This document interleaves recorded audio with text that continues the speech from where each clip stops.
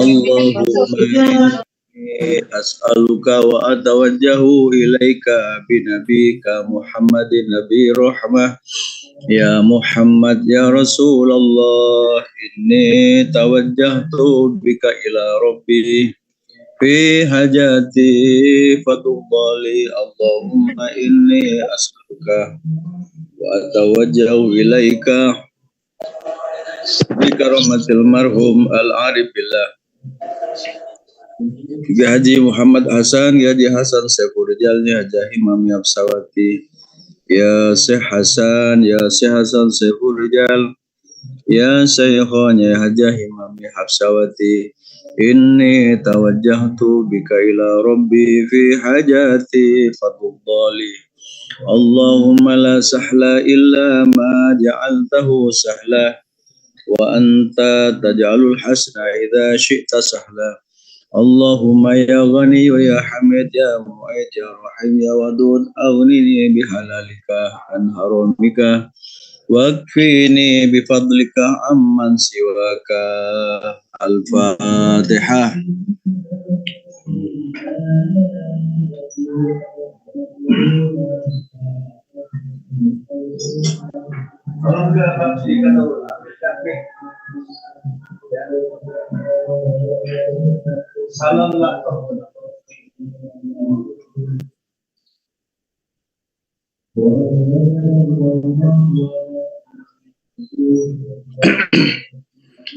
Pertama, saudara sekalian, dalam konteks sejarah ya, betapa para ulama Nusantara itu bisa ditangkap suara saya? Bisa, Bapak. Para ulama dulu disebut dengan ulama Nusantara.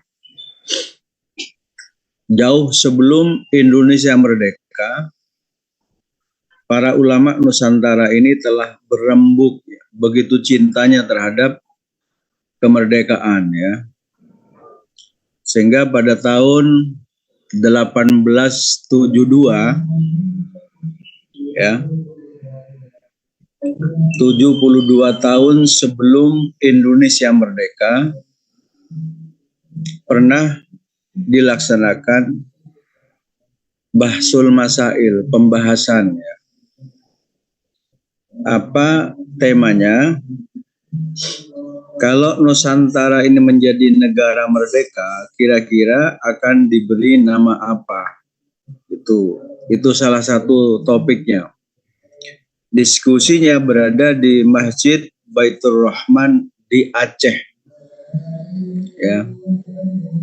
Kalau istilah sekarang itu perkumpulan para ulama ya, ketika itu mendiskusikan jauh sebelum Indonesia merdeka. Dilaksanakan Bahsul Masail ya. Tema khususnya adalah kalau Nusantara ini menjadi negara yang merdeka, maka akan diberi nama apa? Maka sepakat para ulama ketika itu bukan mendirikan negara Islam, bukan negara Islam Indonesia, bukan. Tapi yang disepakati, yang disampaikan oleh seorang ulama besar ya, Habib Idrus Salim Al-Jupri. Ya, bukan yang pakai anu itu. Salon ini kalau saya bicara bisa ngomong gitu loh. Keras. Namanya Habib Idrus Salim Al-Jupri sebagai juru bicaranya yang menyampaikan keputusan itu. Sehingga waktu itu diberi nama Al-Jumhuriyah Al-Indonesia, negara Indonesia. Jadi negara, nama Indonesia itu jasanya para ulama. Indonesia itu yang memberi nama adalah negara Indonesia, itu ulama yang memberikan nama. pada tahun 1873.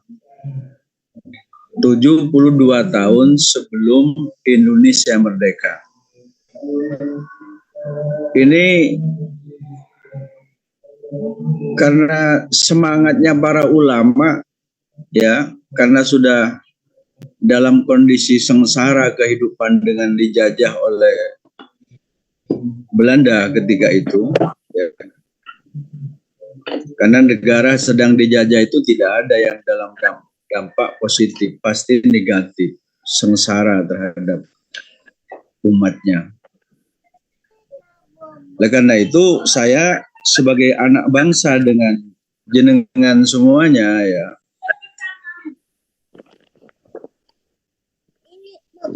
saya di kantor saya,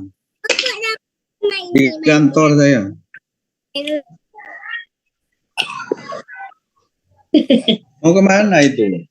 Mau di mana? Suratnya di mana itu?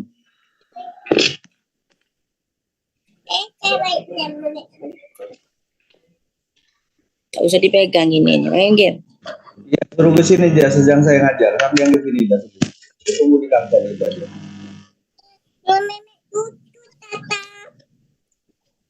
Nenek cucu ini nih.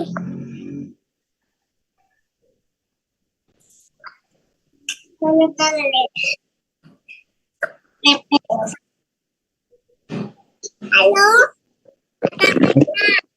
Baiknya, tadi Meme cucu sudah pipis tadi.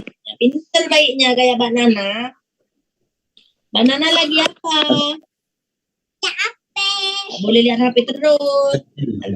Ini sini. Kau masuk ke sini.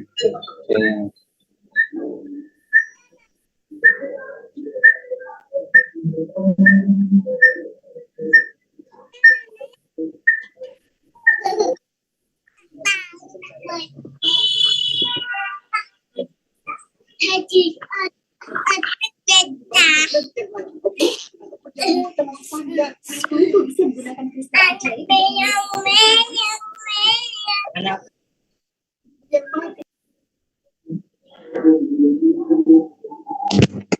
Halo, cek. Halo.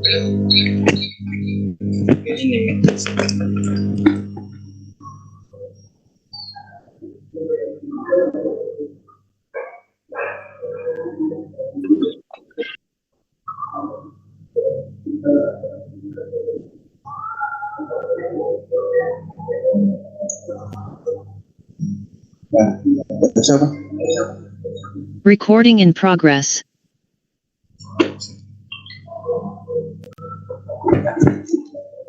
Baik, kita lanjutkan. Bapak Ibu dan saudara sekalian. Ya. Coba buka aja. Ya sih.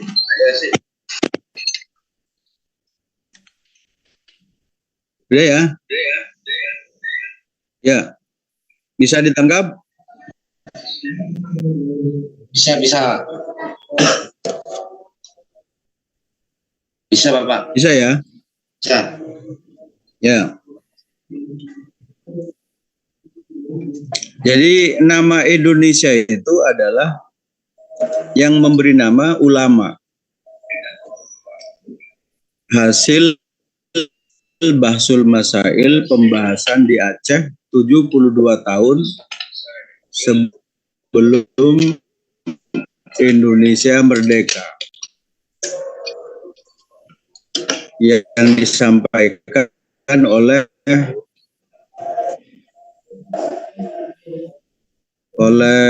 seorang ulama besar bernama Habib Salim Al-Jufri. Siapa? Habib Salim Al-Jufri. Ya.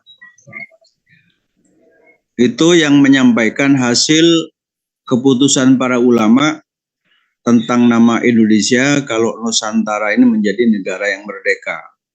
Alhamdulillah sudah merdeka. Jadi Habib Abdurrahman Habib Idrus Salim Al-Jupri itu adik kelasnya Ki Hasyim Asy'ari ketika belajar di Mekah. Ya, setelah itu Habib ini bermimpi Rasulullah.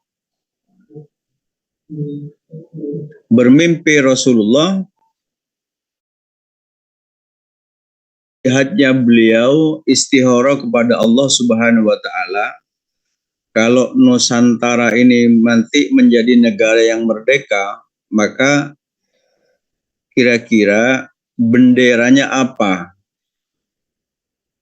Benderanya.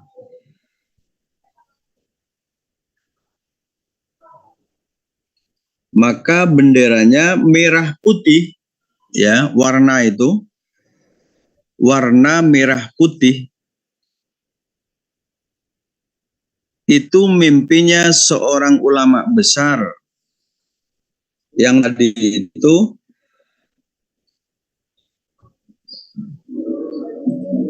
Habib Idrus Salim Al-Jupri.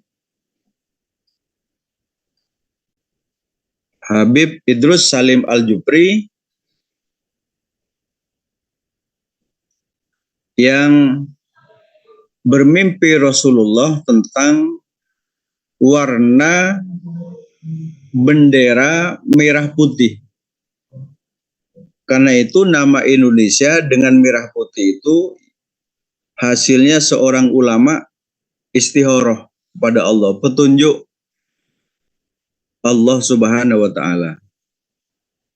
Karena itu barang siapa yang tidak mau terhadap Indonesia, tidak mau hormat pada bendera merah putih, berarti dia tidak menghargai jasa ulama.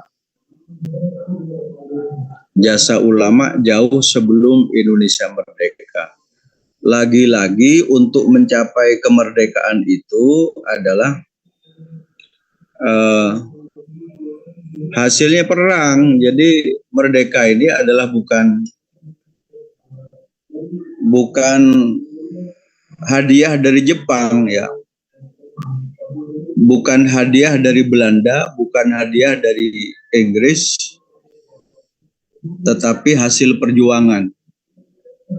Ditebus dengan tangis, air mata, darah, bahkan nyawa telah dikorbankan untuk menjadi negara yang merdeka. Nah, akhirnya oleh Ki Hasyim Asy'ari disampaikan, ya, Habib Idrus Salim Al-Jupri ini menyampaikan kepada Ki Hasyim Asy'ari tentang hasil istikharahnya, bahwa dia istikharah bermimpi Rasulullah memberikan petunjuk Nusantara ketika akan menjadi negara yang merdeka adalah maka benderanya merah putih. Ini bisa didengar ya Mas, Ibu, ya? Dengar, Pak. Nyambung ini? Nyambung. Halo? Pak. Nyambung, Yai. Oh iya. Dulu Ya. pernah dapat juga dari Habib dari Solo. Bener, Yai.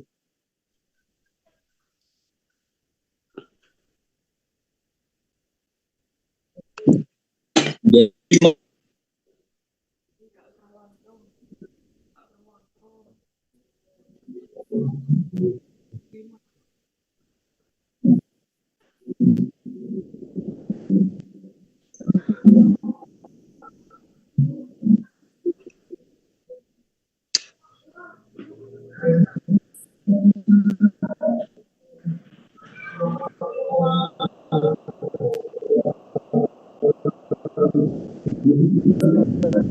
Sinyalnya putus-putus, Yai. bahwa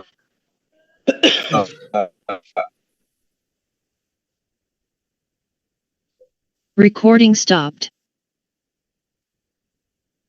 Recording in progress.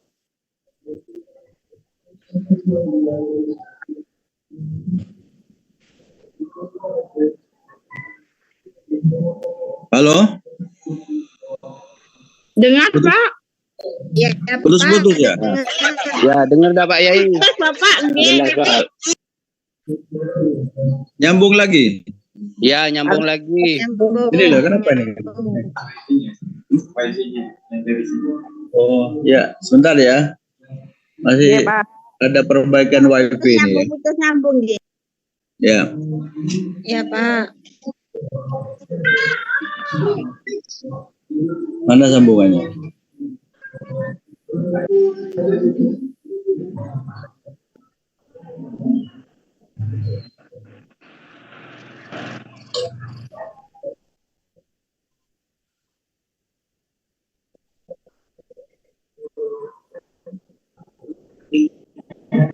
Bisa dilanjut? Bisa, Pak.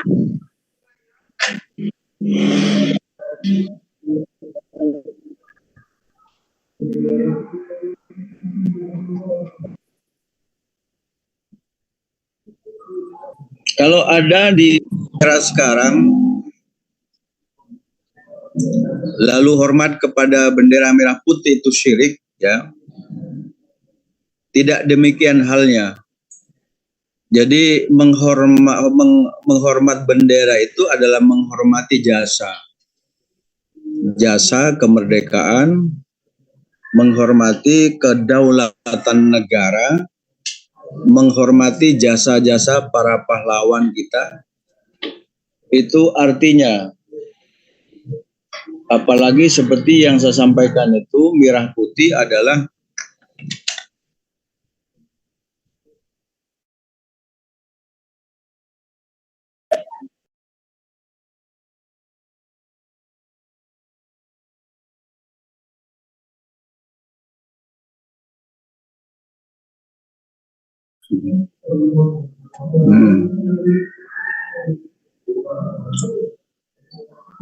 itu tentang Indonesia dengan merah putih ya. Jadi hasil ijtihad ulama besar bermimpi Rasulullah, Habib Idrus Salim Al-Jupri, kemudian menyampaikan kepada Kiai Hasyim Asy'ari.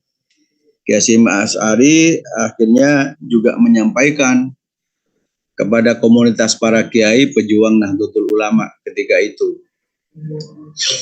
Kemudian tentang Pancasila. Tentang Pancasila sebelum dirumuskan ketuhanan yang Maha Esa dan seterusnya, salah satu di antara tokoh Nahdlatul Ulama yang merumuskan Pancasila adalah abahnya Gus Dur, Kiai Haji Wahid Hasyim, yang merumuskan kata-kata ketuhanan yang Maha Esa itu. Salah satunya itu.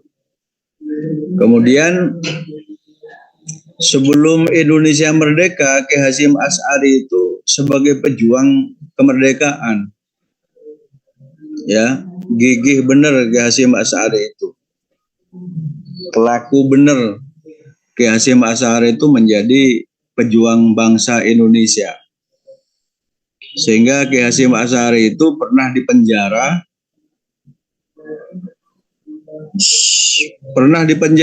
karena semakin diinterogasi, Kiai Hasyim Asy'ari itu semakin semangatnya semakin kuat.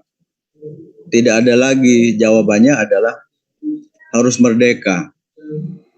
Sampai dihukum Kiai Hasyim Asy'ari selama Belanda itu dihukum di Jombang, ke Mojokerto, habis itu dipindahkan ke Bubutan, Surabaya.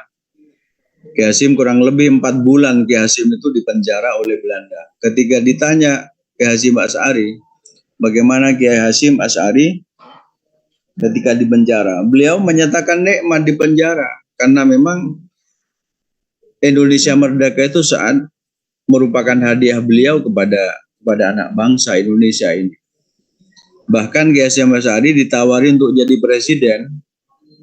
Jepang itu pernah mengutus utusan menemui Kiai Hasyim Asy'ari akan diangkat menjadi presiden. Diangkat untuk menjadi presiden. Ki Hasyim nolak. Saya akan ngurus umat. Saya akan menjaga umat. Jadi Ki Hasyim Asy'ari itu tidak tertarik dengan sebuah jabatan yang ada. Tidak tertarik dengan jabatan. Beliau lebih tertarik adalah ngopeni umat, menjaga umat, memperjuangkan untuk menjadi negara yang merdeka. Bukan jabatan yang dicari beliau. Seakan-akan kalau beliau itu berjuang untuk itu mencari jabatan. Bukan. Tetapi beliau adalah yang dicari ingin merdeka. Ingin merdeka dan merdeka. Itu kecintaan beliau ya untuk menjadikan Indonesia itu merdeka. Berjuang. Makanya beliau diberi sebagai pahlawan itu salah satunya itu. Demikian pula tentang Pancasila. Kiai ketika Bung Karno menyampaikan kepada Ki Hasyim Asy'ari tentang Pancasila, nama Pancasila itu yang oleh Bung Karno mau dijadikan falsafah negara, Pancasila itu konsultasinya kepada Ki Hasyim Asy'ari, konsultasinya. Nah, Ki Hasyim Asy'ari tidak langsung mengiyakan, tapi istikharah. Ini namanya budaya kiai itu kalau ada apa-apa itu ya, ada kemauan besar, ada cita-cita besar itu ya. Itu pasti istikharah, minta petunjuk kepada Allah Subhanahu wa taala. Minta petunjuk kepada Allah Subhanahu wa taala. Apa? Ki Hasyim Asy'ari berpuasa 3 hari. Ki Hasyim Asy'ari itu. Yang kedua, menghatamkan Al-Quran. Yang ketiga, sholat sunat Ki Hasyim Asy'ari. Rakaat pertama, beliau membaca surat Al-Kahfi 41 kali. Coba jenengan cek nanti ya, berapa halaman itu, hampir 1 juz itu, surat Al-Kahfi itu. Beliau membacanya sebanyak 41 kali. 41 kali. Kemudian rakaat kedua beliau membaca surat At-Taubat 41 kali. Setelah itu beliau selesai. Lalu Ki Hasyim Asy'ari menyampaikan kepada Bung Karno, aku ridho pada Pancasila. Nah ini, jadi nama Pancasila apa yang sudah dirumuskan sekarang itu, apalagi setelah NU menetapkan ketuhanan yang Maha Esa, itu dalam Pancasila adalah keimanan. Jadi kosong akan bicara Islam di Indonesia itu kalau negaranya tidak aman, betul ya. Jadi Islam bisa mengamalkan amaliyah sehari-hari itu karena sudah punya wadahnya berupa negara Indonesia dalam kondisi aman seperti sekarang ini. Jadi ini Mas, Indonesia merah putih Pancasila. Ini semuanya kalau kita rumuskan itu ya produknya ulama. Ya. Hasil konsultasinya umat. Kalau yang pertama tentang Indonesia itu para kiai. Kalau bendera itu istikharah kepada Rasulullah, kepada Allah, tawasul kepada Nabi, akhirnya Nabi memberikan petunjuk tentang merah putih. Kemudian Pancasila, Bung Karno konsul kepada guru spiritualnya, kepada Ki Hasyim Asy'ari.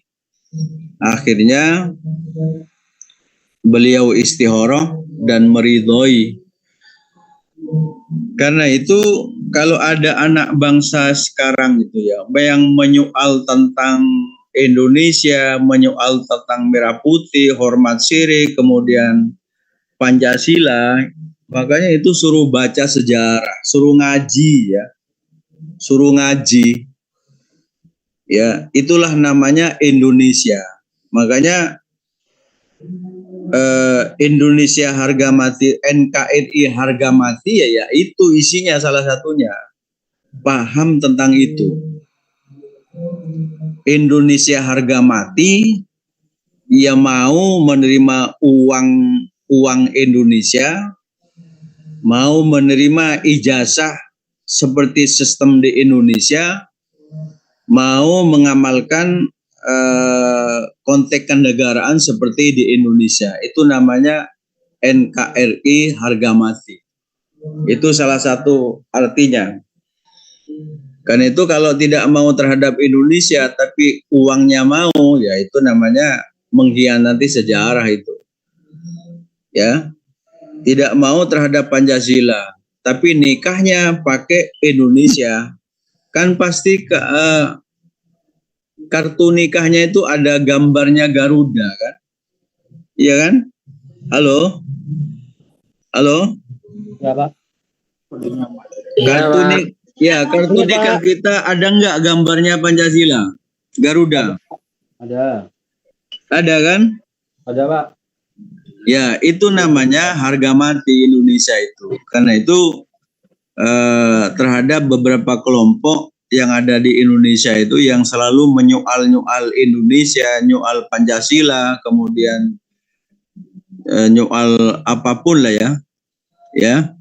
Itu namanya kebinekaan.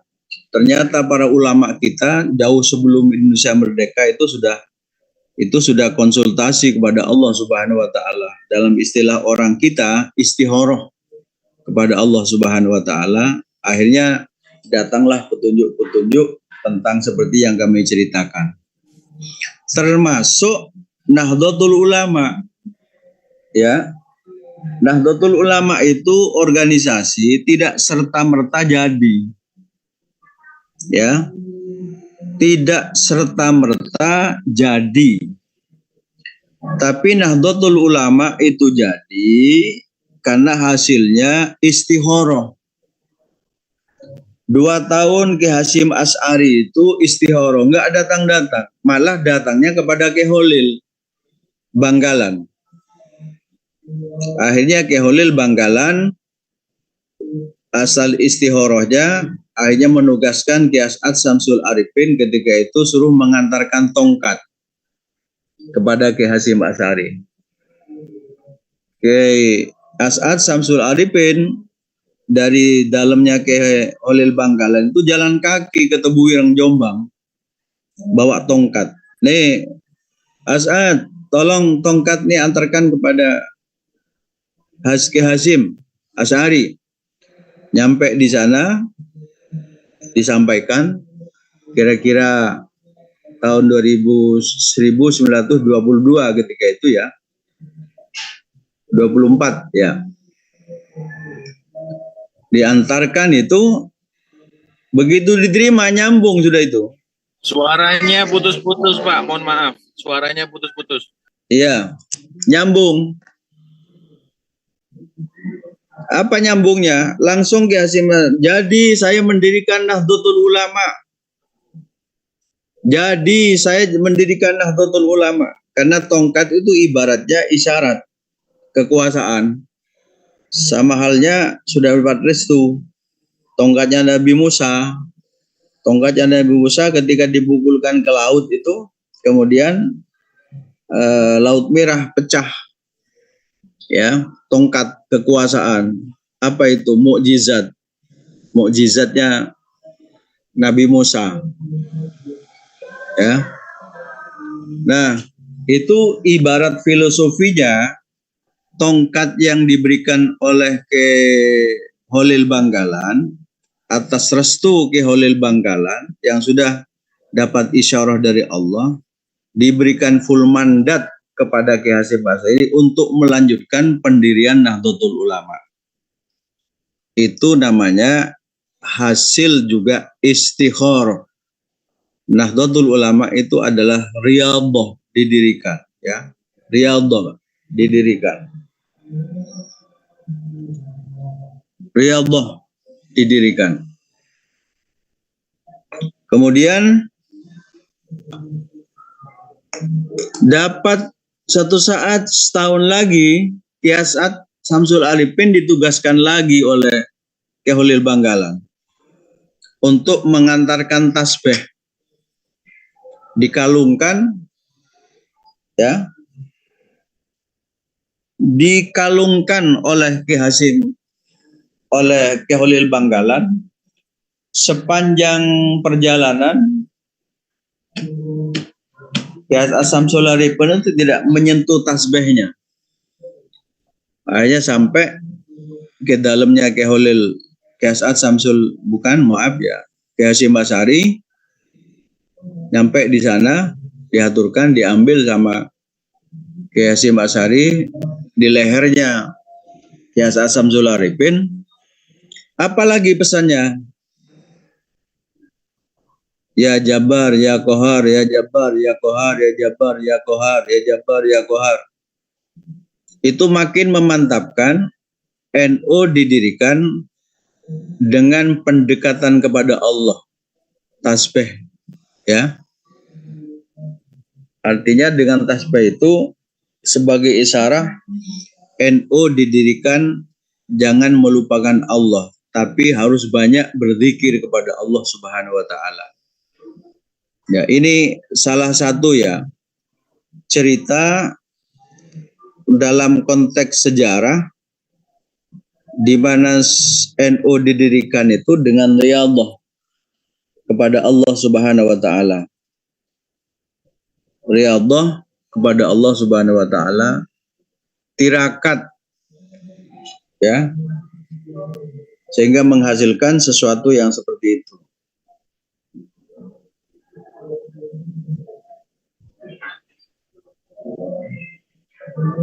Kemudian apa yang diajarkan oleh NU? Ini pertanyaannya. Setelah Indonesia merdeka, tempat berjuang Islam, mau berjuang Islam, tapi negaranya diobok-obok, tidak bisa, Mas. Ya, mau mengajarkan Islam, tapi negaranya perang. Tidak bisa, Mas. Seperti negara-negara yang kita ketahui sekarang yang sedang berperang itu, seperti Irak, kemudian Syria, Palestina, kemudian Afghanistan. Orang Palestina yang beda paham kemudian dianggap najis darahnya, kemudian dibunuh, ya, sesama Islamnya. Ya, inilah bukan Islam rahmatan lil alamin, bukan seperti yang ada di Indonesia. Makanya perkembangan terakhir NU itu adalah organisasi terbesar dunia. NU itu menjadi organisasi terbesar dunia menurut survei, ya. Coba jenengan baca di YouTube dah, ya. Klik Nahdlatul Ulama, organisasi terbesar dunia, pasti dijawab di situ. Ya. Artinya mengapa NU itu makin lama kok terus berkembang, kemudian menjadi organisasi terbesar dunia? Karena ajarannya diterima oleh semua kalangan. Kalangan bawah menerima, kalangan menengah menerima, kalangan elit pun menerima, dengan konsep NU peradaban dunia. Awalnya NU didirikan di Indonesia untuk Indonesia, tapi sekarang Indonesia untuk peradaban dunia. Indonesia untuk peradaban dunia. inilah perkembangan terakhir, sehingga mungkin Bapak Ibu saya ngajar tidak sampai sesuai dengan waktu. Kebetulan ada acara yang tidak bisa saya tinggalkan. Keterangannya akan kami rangkum, ya. Gitu Ibu ya. Ya. Ya, Pak. Ya. Nanti akan kami rangkum keterangannya. Nanti kita sambung di pertemuan akan datang. Ya. Baik. Apa yang diajarkan NU? Pertama, menjaga Islam Ahlus Sunnah wal Jamaah. Ini. Apa yang dijaga Islam itu? Yang dijaga Islam adalah standarisasi.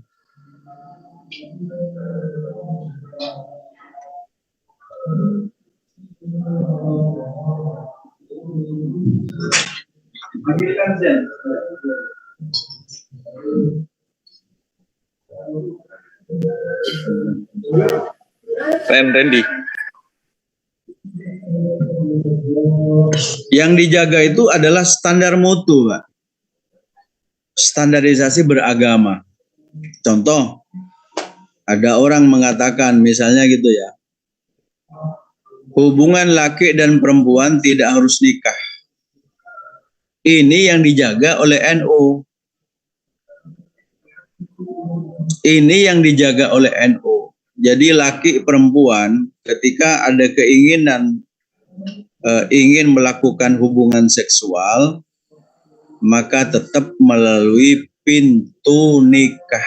Ini yang kita maksud. Syariat ini dijaga oleh ulama Nahdlatul Ulama. Ya. Kapanpun, ya, sampai kapanpun tidak mengenal, walaupun sekarang disebut dengan zaman milenial, tetap dijaga. Ya. Ada lagi, sholat tidak harus wudhu. Tidak bisa, ulama yang menjaga ini. Tetap harus wudhu. Ya. Sholat harus wudhu. Sholat itu tidak akan diterima oleh Allah tanpa wudhu. Maka wudhu pintu masuk sahnya sholat, diterimanya sholat.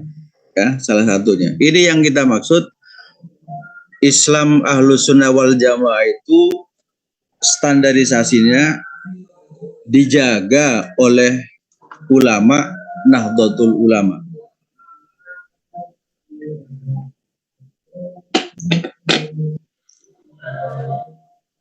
Dijaga oleh Nahdlatul Ulama. Yang kedua, menjaga NKRI. Ya.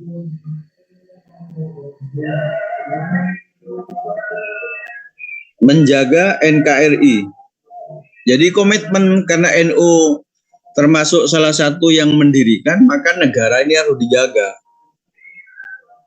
Termasuk antara lain menerima asas Pancasila itu sebelum organisasi yang lain menerima, NU yang menerima duluan karena kecintaannya terhadap negara.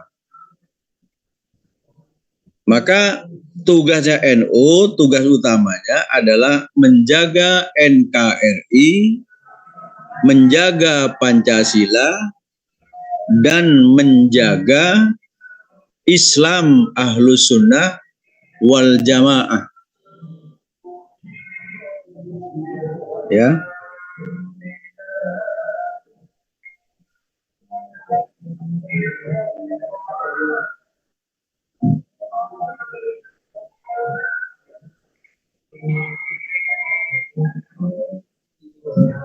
Menjaga Islam Ahlus Sunnah wal Jamaah adalah tugasnya ulama Nahdlatul Ulama. Karena itu tegas NU oleh Kiai Hasyim Asy'ari dulu ya, sebelum NU didirikan, jangan ikut Kiai Hasyim, jangan ikut Kiai Wahab Hasbullah. Kalau Probolinggo jangan ikut Kiai Hasan, itu bid'ah. Begitu kata dulu ya. Akhirnya Kiai Wahab Hasbullah usul kepada ya termasuk kepada Kiai Hasyim Asy'ari ini tidak bisa dijawab oleh perorangan, tapi harus dijawab oleh organisasi. Akhirnya didirikan Nahdlatul Ulama. Jadi inilah salah satu ya tugas para ulama Nahdlatul Ulama itu selalu mengawal ya.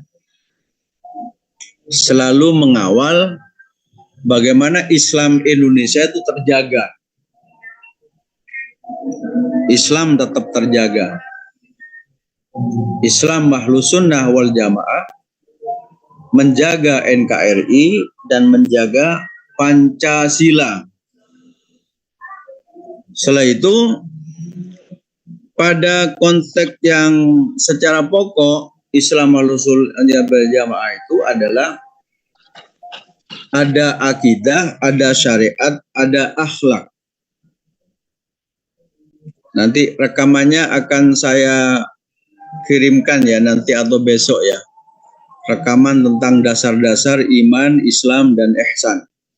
Iman, Islam, dan ihsan. Nanti saya rekamkan, nanti akan saya kirim ke jenengan ya, untuk diketahui lebih lanjut tentang hal itu. Iman, ya, akidah, syariat, akhlak. Akidah, iman, Islam, ihsan. Dalam kalangan masyarakat kita ada rukun iman. Aman al-imanu an tu'mina billah wa malaikatihi wa kutubihi wa rasulihi wal yaumil akhir wal qadri khairihi wa syarrihi. Al-imanu an tu'mina billah wa malaikatihi wa kutubihi wa rasulihi wal yaumil akhir wal qadri khairihi wa syarrihi. Al-imanu an tu'mina billah wa malaikatihi wa kutubihi wa rasulihi wal yaumil akhir wal qadri khairihi wa syarrihi. Al-imanu an tu'mina billah wa malaikatihi wa kutubihi wa rasulihi wal yaumil akhir wal qadri khairihi wa syarrihi. Satu, iman kepada Allah. Amantu billah wa malaikatihi, iman pada malaikat, wa kutubihi, iman kepada kitab-kitab Allah, wa rasulihi, iman kepada utusan Allah. Kemudian iman kepada hari kiamat, iman kepada takdir baik buruk dari Allah Subhanahu wa ta'ala dalam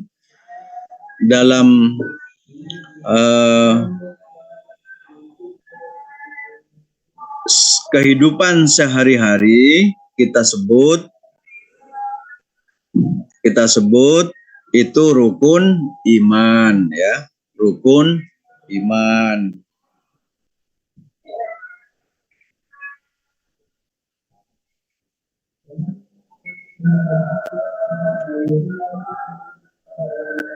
Maka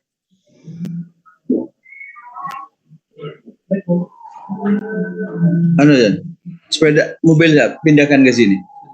Yang dia takut ada mobil di belakangnya, pada bisa keluar. Saya agak buru lagi.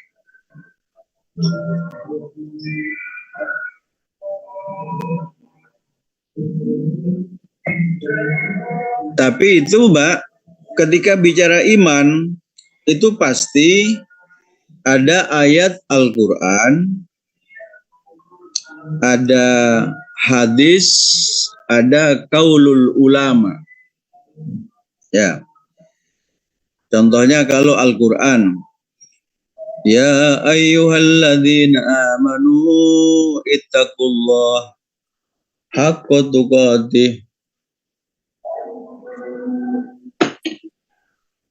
wa la tamutunna illa wa antum muslimun. Hai orang-orang yang beriman. Coba jenengan kalau baca Quran, banyak ayat-ayat Al-Quran yang memanggil tentang iman. Ya ayyuhalladzina amanu ittaqullah, bertakwalah kepada Allah haqqa tuqatih, dengan sebenar-benarnya takwa. La tamutunna illa wa antum muslimun. Kau jangan mati kecuali dalam keadaan Islam. Ini bagi kita ya. Bagi kita yang beragama Islam ya. Inilah konteks keyakinan kita kepada Al-Quran, salah satunya. Kemudian dilanjut oleh hadis al-imanu an tu'mina billah wa malaikatihi wa kutubihi wal yaumil akhir wal qadri khairihi wa syarrihi. Iman kepada Allah. Iman amantu billah wa malaikatihi, iman kepada malaikat, wa kutubihi, pada Al-Quran ya, wal yaumil akhir, hari kiamat, iman. Kemudian wal qadri khairihi, takdir baik dan buruknya, yakin itu semuanya dari Allah Subhanahu wa taala. Tapi manusia wajib berikhtiar ya. Wajib berikhtiar untuk menjadi yang terbaik. Ya. Bisa enggak kita ini 24 jam menjadi yang terbaik? Ya. Jangan ada kalimat kalau memang saya mabuk pasti mati. Kalau saya ngeloncat dari tower ke bawah, kalau emang takdir saya hidup, ya hidup. Tidak bisa, Pak. Itu bahaya itu. Itu namanya menjemput takdir terjelek. Sama dengan kita di jalan raya itu. Di jalan raya jenengan mestinya ke kiri kok ke kanan. Pasti tabrak, ya. Ya, itu. Keholil Banggalan menyebut arkanul iman sitatun tu'mina billah wa malaikatihi wa kutubihi wa rasulihi wal yaumil akhir wal qadri khairihi wa syarrihi minallahi ta'ala, minallahi ta'ala, minallahi ta'ala, minallahi ta'ala. Semua, katanya Ki Holil Banggalan, takdir baik dan buruk pada hakikatnya itu Allah Subhanahu wa ta'ala yang menentukan. Saya dengan jenengan, saya ini guru. Ketika nyampe perguruan tinggi, saya disebut dosen. Ya, takdir Allah, ikhtiar yang seperti ini. Jenengan Allah takdirkan jadi profesi perawat. Tugasnya beda, tetapi tujuannya sama. Apa kesamaannya? Sama-sama tugas profesi, walaupun tugasnya yang berbeda. Saya profesi sebagai guru, jenengan profesi sebagai perawat, ya. Profesi perawat, jenengan, saya profesi sebagai guru. Jenengan muridnya pasien, ya, muridnya. Jenengan gurunya pasien. Saya gurunya murid-murid. Saya gurunya mahasiswa. Tapi tetap sama-sama mengajarkan ilmu, yaitu apa itu? Jariah ilmu, seperti yang pernah sampaikan, man allama ilman falahu ajru man amila bihi la yanqusu min ajril amili. Ya. Barang siapa yang menyampaikan satu ilmu, ia berpahala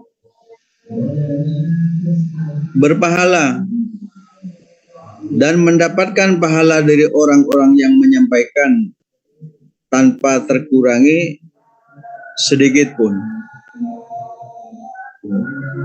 Tanpa terkurangi sedikit pun.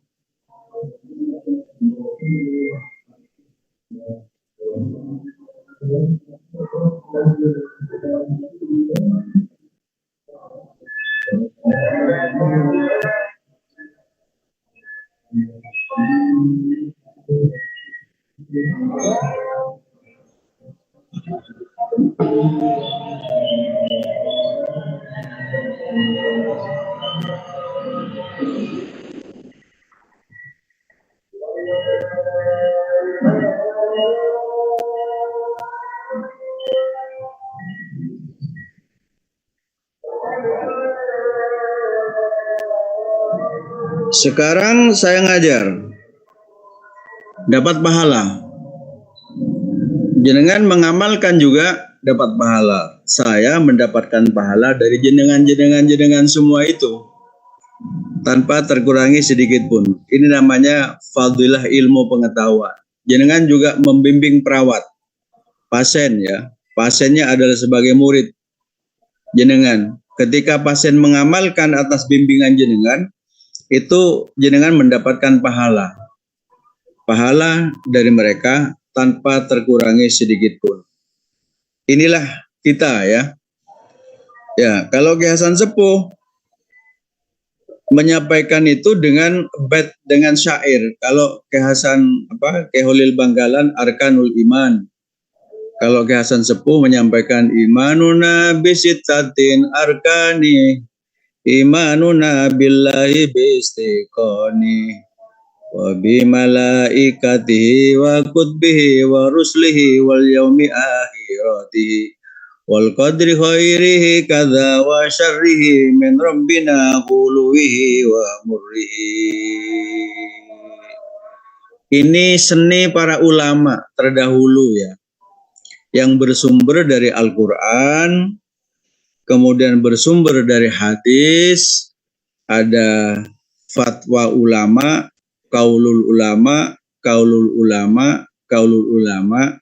di mana kaulul ulama ini tidak bertentangan dengan hadis, tidak bertentangan dengan ayat Al-Quran, tetapi memberikan kaulul ulama secara teknis penyampaiannya. Gitu ya. Kemudian bagaimana kita tahu tentang masalah ilmu pengetahuan? NU tegas bermadhab, berguru ya, mengikuti ajaran.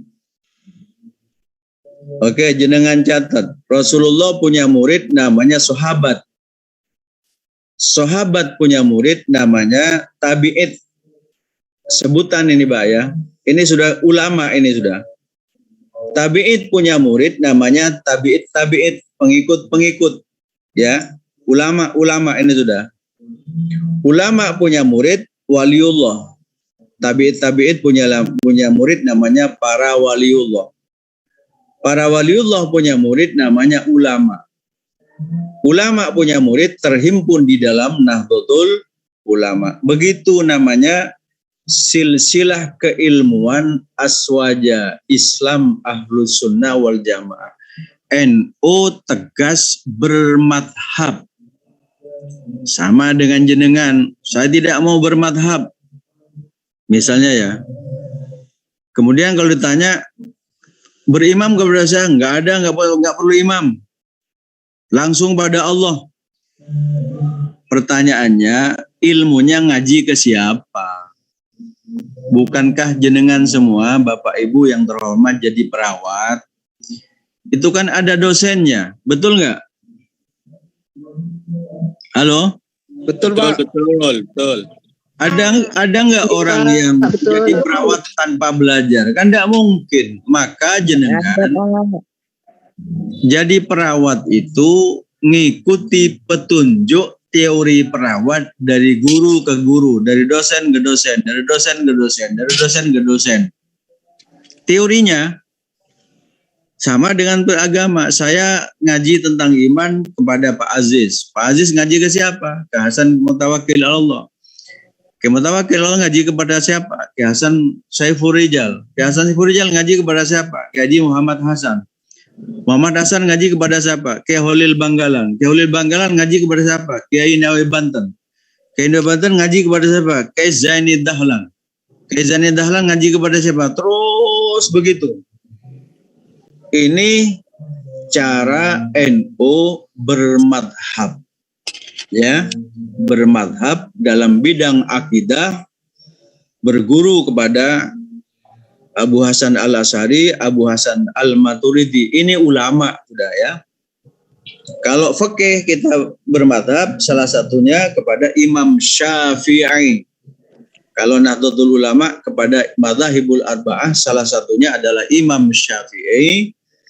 Kalau akhlak bermadhab kepada Imam Junaid Al-Baghdadi dan berimam kepada Imam Ghazali. Jelas gurunya. Kalau ada orang sekarang mengatakan, sudahlah nggak usah belajar langsung pada internet. Oke, silahkan, boleh. Tapi internet juga ditanya, itu kira-kira sumbernya dari siapa? Sampean nulis, Pak. Skripsi jenengan, tidak ada kutipan semuanya. Pasti ditolak itu. Kenapa? Karena tidak punya rujukan. Kenapa? Karena tidak punya nukil. Nukil itu ya rujukan itu. Karena tidak bermadhab. Ya, NU tegas bermadhab dalam memahami agama, baik akidah maupun syariat. Baik akidah maupun syariat. Itu ya. Ya, Pak.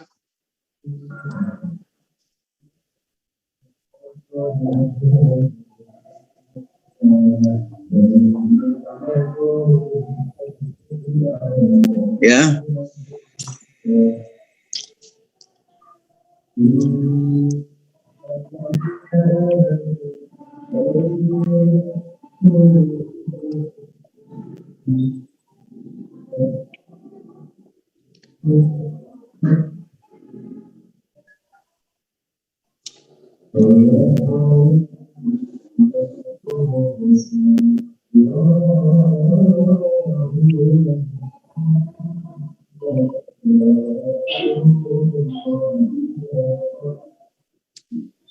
Jadi itu salah satu bermadhab. Mengapa kita harus bermadhab? Ya, takut jadi orang yang sesat. Sama dengan jenengan, tugas perawat. Kalau tidak punya standar minimal, jenengan pasti ditolak oleh rumah sakit. Ketika wawancara misalnya, jenengan sarjana perawat ya? Iya. Menguasai materi perawat, insya Allah Pak. Kemudian perawat itu kira-kira ilmunya seperti apa? Ya, tidak ada ilmunya Pak. Saya hanya baca di buku. Tugas perawat itu kira-kira apa? Ya sudah ada di buku Pak. Terus gurunya sampean siapa? Tidak pernah saya sekolah Pak. Tidak pernah kuliah, saya tidak punya dosen. Tapi punya ijazah. Punya Pak. Dari mana ijazahnya? Ngeprint sendiri Pak. Kira-kira jenengan diterima jadi kerja di situ? Enggak, Pak. Tidak kan? Iya, tidak. Ya, Tidak akan diterima. Jadi jenengan lulusan mana? Sarjana perawat Stikes Habsawati Zainul Hasan Genggong. Menguasai materinya, menguasai Pak. Seperti apa prakteknya? Seperti ini Pak. Punya standar mutu, punya Pak. Ya, namen-namen. Berapa transkripnya, nilainya? Oh, ya, Kosong-kosong Pak. Oh iya. Apalagi punya sertifikat. Ya, sertifikat praktek. Oh ini Pak lengkap. Kemudian sampean siap menjadi orang yang mengamalkan ilmunya, siap Pak. Jenengan siap menjadi orang yang disiplin, siap Pak. Apa yang kau lakukan kira-kira selama ini? Kami terbaik Pak 24 jam, termasuk ke keluarga kami. Kami terbaik Pak. Insya Allah ketika diwawancarai jelas. Itu hakikatnya jenengan menyampaikan ilmu dari guru ke guru, dari guru ke guru. Maka itulah namanya bermadhab dalam konteks keagamaan. Ya. Bermadhab mengikuti ajaran. Kalau misalnya dalam kalangan kita, kamu mengikuti siapa ajarannya? Karena digenggong, ya saya mengikuti ajarannya Ki Hasan. Selesai sudah. Kenapa? Ki Hasan juga punya akidah, akidahnya akidah NU, seperti yang sampaikan. Syariatnya juga begitu, punya syariat asy-syari' Iya, Le. al-ma'muratul lati amarallahu biha wal manhiyatu allati amarallahu biha. Termasuk macam itu, ya. Jadinya nanti akan saya sampaikan lebih lanjut kepada saudara, insya Allah dalam bentuk rekaman-rekaman yang lebih sempurna nanti akan saya kirim ke jenengan semuanya. Sementara begitu dulu pertemuan kita ya. Saya sudah menyampaikan WA kepada Bu Iin untuk menyampaikan kuliah cuma 1 jam. Ya. Terima kasih, mohon maaf ya. Mudah-mudahan jadi ilmu yang manfaat barokah. Dan segala kesulitannya dimudahkan oleh Allah. Amin. Kita semua dan bersama keluarga sehat. Amin. Yang umur, Allah berikan rezeki yang banyak, rezeki yang barokah, rezeki yang cukup, rezeki yang banyak. Amin. Fatihah. Bismillahirrahmanirrahim.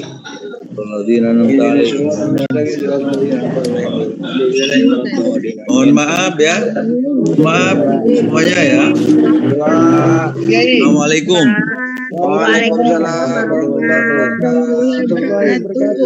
Terima kasih, Pak. Sama-sama. Recording stopped.